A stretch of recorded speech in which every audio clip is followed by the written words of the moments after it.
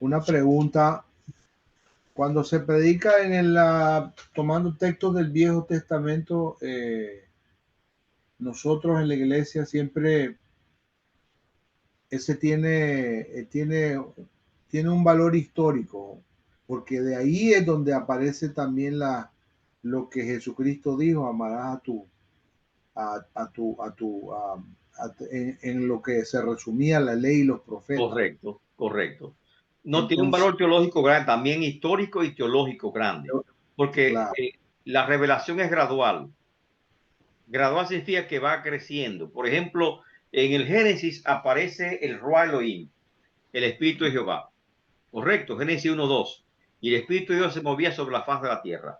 En Génesis 1:26 dice Dios, hagamos al hombre. Aparece un plural que la gente dice plural majestático. Y también cuando aparece en la Torre de Babel dice descendamos.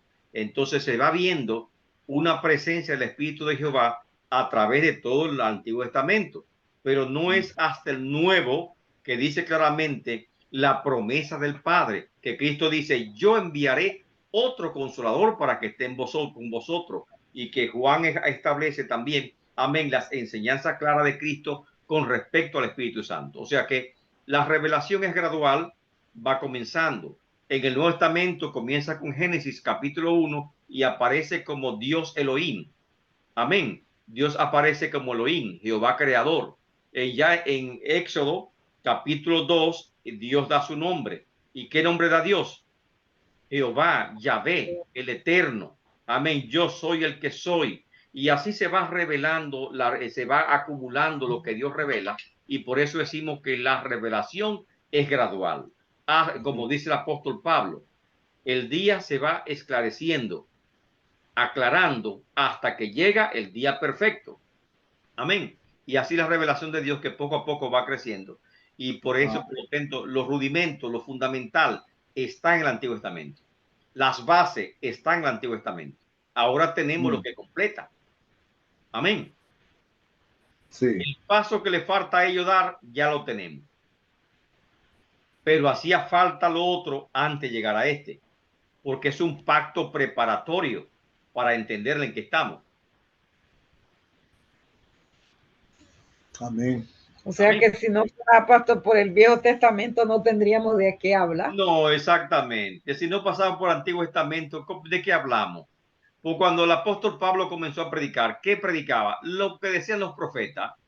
Amén. O sea, demostraba y cuando Cristo hablaba ¿cómo se llama? Con los discípulos camino en Maús. ¿De qué hablaba Cristo? De las escrituras, y comenzó a revelar las escrituras, lo que las escrituras decían de él. O sea, el Antiguo Testamento tiene muchas profecías, muchísimas profecías que se cumplen en Cristo Jesús. En Génesis 3:15 dice la Biblia, y pondré enemistad entre ti y la mujer, y la simiente de la mujer. Esta te herirá la cabeza y tú le irás el calcañar. ¿Correcto? Lo dice. ¿Y quién Sí, es la simiente de la mujer? Jesucristo. En Génesis 12:3 dice, y en tu simiente serán benditas toda la familia tierra. ¿Y cuándo se cumplen eso? En Cristo Jesús. Amén. Isaías 7:14. He aquí doy una señal. La Virgen concebirá y dará a luz un hijo. ¿Cuándo se cumple eso? Con María. En Mateo capítulo 1, versículo 23. O sea, que se va cumpliendo, en que se va cumpliendo. Dice Isaías 9:6, porque un niño nos es nacido, un príncipe nos es dado. El principado sobre él, ¿cuándo se cumple? En Cristo. Isaías 11:1, cuando Isaías dice, de la simiente de Isaí, de la simiente de David, vendría un Salvador. ¿Cuándo se cumple? En Cristo. O sea, todas esas profecías. Isaías 53, ¿cuándo se cumple? En Cristo. O sea, todas esas profecías, y aún el libro Salmos habla de la muerte, habla que ni sus piernas serán quebradas. Todas esas profecías, ¿cuándo se cumplen? En Cristo. Amén. Entonces, por lo tanto, no podemos decir que no vamos a irrespetar al Antiguo Testamento. No, vamos a respetarlo, vamos a estudiarlo. Contiene muchas profecías referentes de Cristo. Y como vimos ahora, la ley, amén, prácticamente fue un pacto preparatorio para llevarnos a Cristo. Pero vamos a ver la próxima semana, por ejemplo, el tabernáculo. amén, que tiene enseñanzas preciosas acerca de Cristo. Luego veremos las ofrendas en el templo, que tienen enseñanzas preciosas acerca de Cristo. Luego veremos, amén, también veremos las fiestas solemnes de Israel, que conmemoran, que celebran y cuál es su enseñanza con respecto de Cristo. Estas cosas no las podemos dejar. Tenemos que estudiarlas, tenemos que profundizar. Y cuando vimos al Génesis, estudiamos que el Génesis es el ABC de las profecías. Quien no conoce al Génesis o quien no conoce los 5 primeros libros de la Biblia, no puede estudiar profecía porque no la vas a entender. Nos preparan para entender las Escrituras y nos preparan para entender el ministerio de Cristo Jesús y la obra que Cristo hizo por nosotros. El Antiguo Testamento nos prepara para entenderla. Amén. Amén. Y hay una cosa, pastor, que estaba yo observando, que antes Dios es el que se manifestaba y hablaba directamente con ellos, porque mire, dice la Biblia que Dios hablaba, dice, cara a cara con Moisés. Cara a cara con Moisés. Y dice que después Moisés jamás se levantó un hombre como Moisés. Que Dios hablara cara a cara con él o que hicieran las obras y los portentos que hizo Moisés. Y engrandece, le da honra a Moisés la Biblia. Amén. Porque realmente Moisés fue grande delante de los ojos de Dios. Un gran líder. Fue Moisés. Pero por eso también creo que, pastor, justamente los judíos veneran muchísimo a la figura de Moisés. Sí. Y Es también considerado cuando él murió, padre. cuando él murió, creo que no, ¿qué pasó con el cuerpo de él? Dice la Biblia que un ángel lo escondió. Dios escondió su cuerpo. ¿Para qué? Para no ser idolatrado. Imagínense. Si tuvieran una tumba, estuvieran peleando por la tumba de Moisés hoy en día. O hubiesen desenterrado su cuerpo para llevarlo a Jerusalén, a la misma tumba de los reyes. Lo hubiesen puesto también para tener ahí como si fuese un mausoleo al cuerpo de Moisés. Pero estoy seguro que lo hubiesen venerado como si fuera Dios, porque realmente fue grandioso la obra que hizo Moisés. Fue grande. Amén. Pero Dios no quería poner tropiezo a Israel y por esa razón el cuerpo de Moisés no apareció. Aunque hay un libro apócrifo que habla sobre una batalla que tuvo un ángel de Dios por el cuerpo de Moisés. Amén. Que pelearon por el cuerpo de Moisés. Amén. Pero esa es una información del libro apócrifo.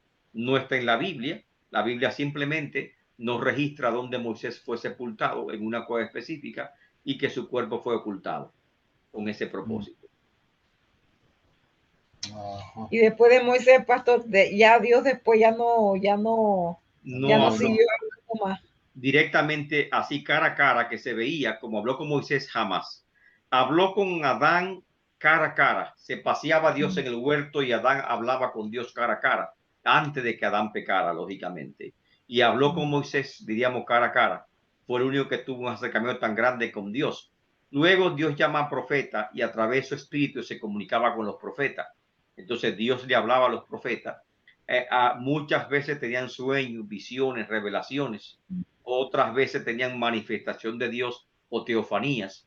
Amén. Y otras veces escuchaban tangiblemente la voz de Dios, pero nunca jamás vieron su presencia, su Shekinah, así como la vio Moisés.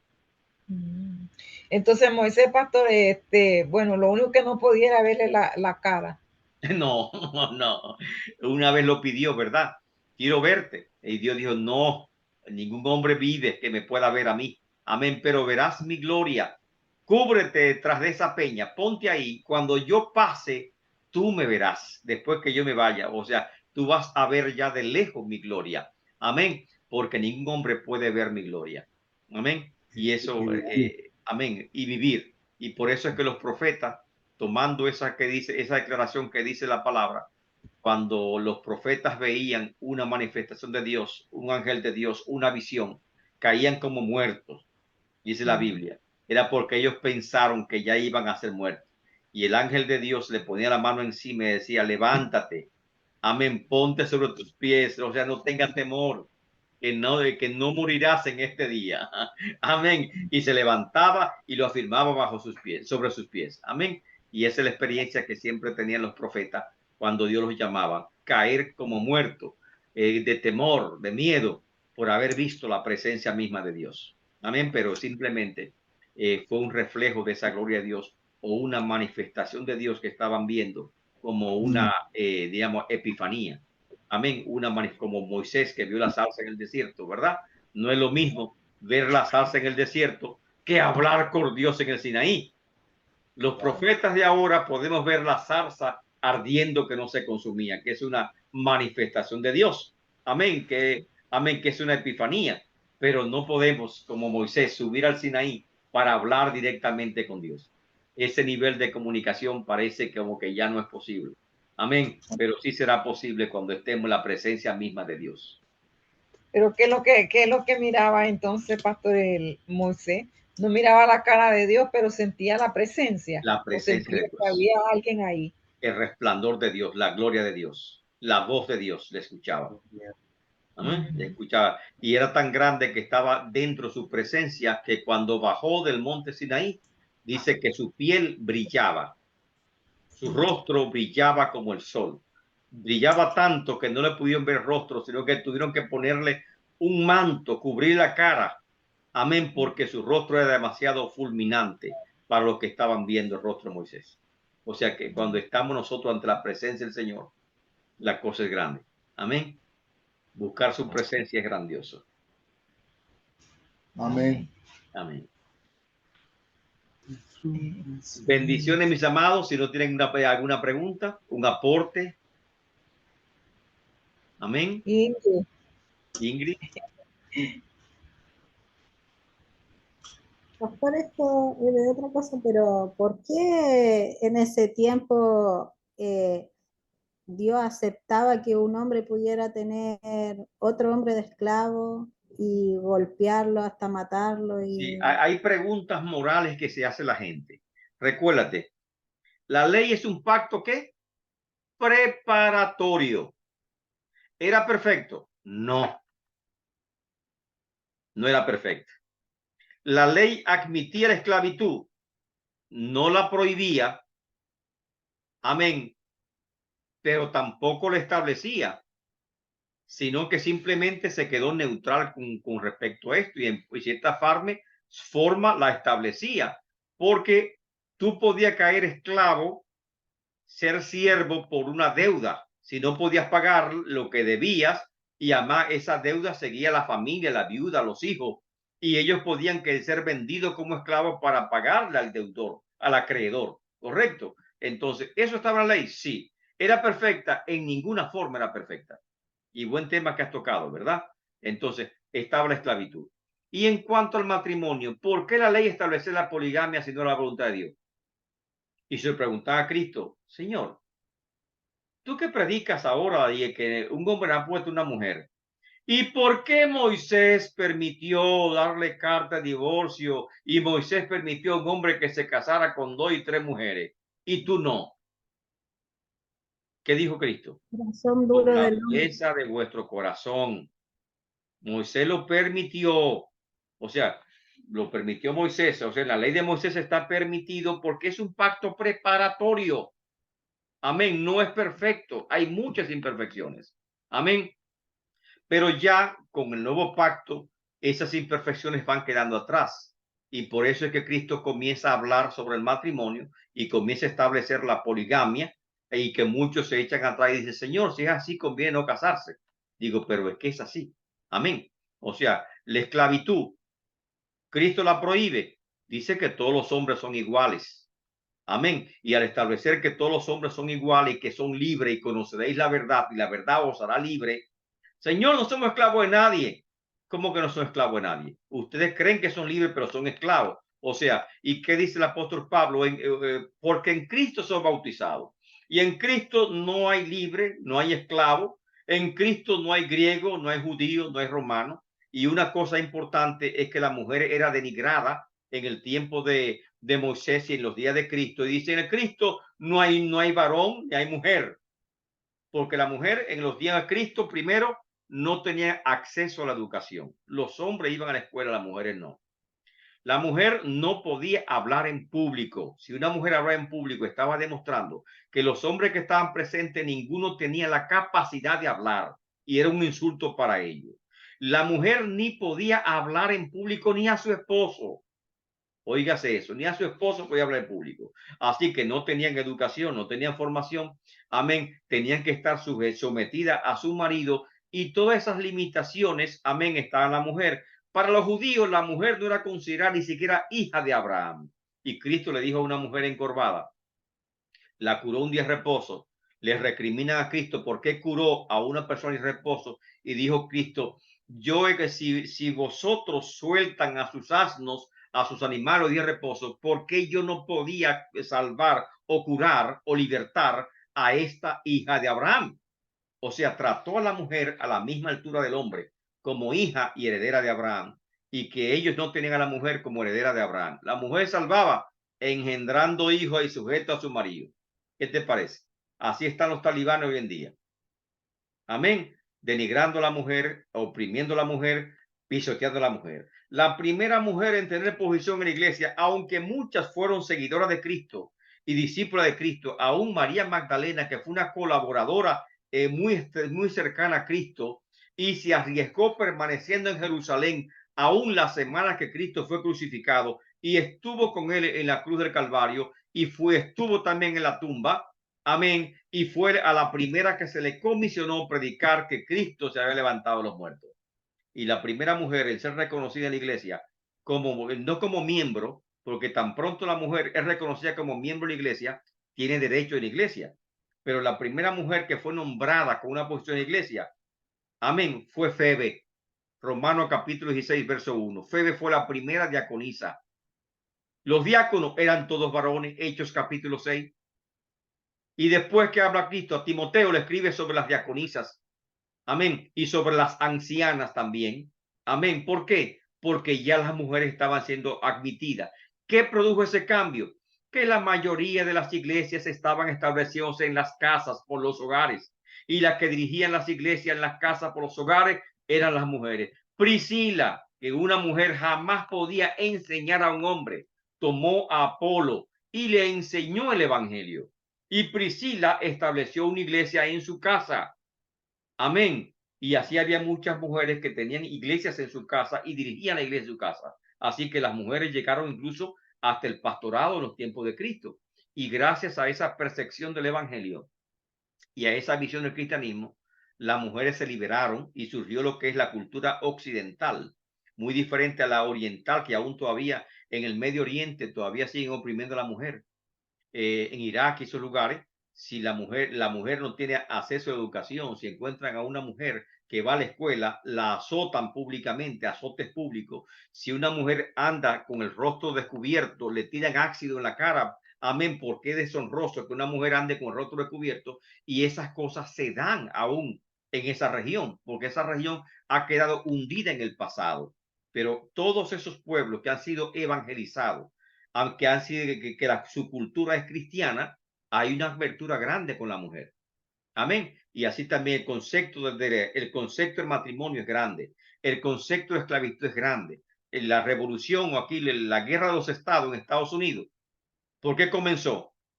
Porque los estados del norte, que eran cristianos, reconocían que la esclavitud no era de Dios, pero los estados del sur creían que sí, que era una condición natural del hombre, ser esclavo.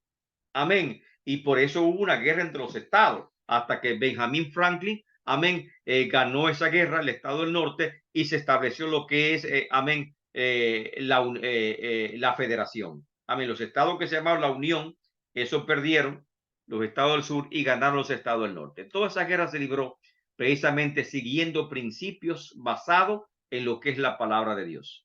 Pero el Antiguo Testamento, la ley no era perfecta, era muy imperfecta, con la mujer, con los esclavos y muchas cosas de sociales. Tuvo muchas cosas positivas. Sí, tuvo muchas cosas positivas. Fue un avance grande, muy grande, pero ¿fue perfecta? No.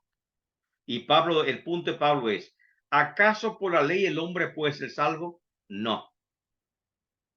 Entonces, lamentablemente no fue perfecta y por eso fue necesario que venga la gracia, que venga un pacto. ¿Para qué? Para quitar lo que no era perfecto. Y ese es precisamente el punto. Y la gente a veces dice, no, el Antiguo Testamento, que no era perfecto. Dios mandaba matar pueblos enteros, niños, mujeres, ¿y cómo se explica eso? No era perfecto. Amén. Ahora estamos en algo, y lo que tenemos ahora, que es mucho mejor, tampoco es perfecto. Mírense qué cosa, porque dice la Biblia que ahora vemos por espejo como oscuramente, pero cuando se manifieste a Cristo, ¿verdad? Entonces veremos claramente todo. Amén. O sea que aún, lamentablemente, a pesar de los avances que representa el pacto de gracia, que representa el evangelio del reino, Jesucristo, aún necesitamos más mejoría. Amén. Más adelanto, más espiritualidad y más conocimiento de parte de Dios. Hace falta.